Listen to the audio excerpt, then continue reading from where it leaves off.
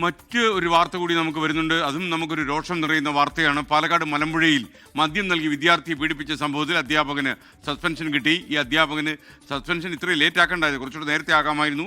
AEOയുടെ റിപ്പോർട്ടിൻ്റെ അടിസ്ഥാനത്തിലാണ് വിദ്യാഭ്യാസ വകുപ്പ് നടപടിയെടുത്തിരിക്കുന്നത്. സ്കൂൾ മാനേജരെ അയോഗ്യനാക്കണമെന്നും വിദ്യാഭ്യാസ ഉപഡയറക്ടർക്ക് AEO ശുപാർശ നൽകിയിട്ടുണ്ട്. വിദ്യാഭ്യാസ ഡെപ്യൂട്ടി ഡയറക്ടർക്ക് AEO നൽകിയ റിപ്പോർട്ടിന്റെ അടിസ്ഥാനത്തിലാണ് വിദ്യാഭ്യാസ വകുപ്പിന്റെ നടപടി. അധ്യാപകനെ വിദ്യാഭ്യാസ വകുപ്പ് സസ്പെൻഡ് ചെയ്തു.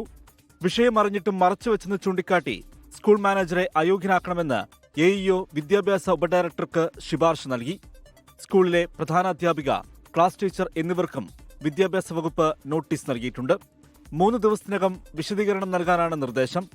സമയബന്ധിതമായി മറുപടി നൽകിയില്ലെങ്കിൽ വകുപ്പ് തല നടപടി സ്വീകരിക്കുമെന്നും നോട്ടീസിലുണ്ട്. വിഷയം അറിഞ്ഞിട്ടും പരാതി നൽകുന്നതിൽ വീഴ്ച സംഭവിച്ചു. പരാതി നൽകാതെ മറച്ചുവെച്ചെന്ന സ്പെഷ്യൽ ബ്രാഞ്ച് റിപ്പോർട്ട് സ്ഥിരീകരിക്കുന്നതായിരുന്നു AEOയുടെ റിപ്പോർട്ട്. ഡിസംബർ 18-ന് സംഭവം അറിഞ്ഞിട്ടും ജനുവരി 3-നാണ് സ്കൂൾ പരാതി നൽകിയത്. 24 പാലക്കാട്.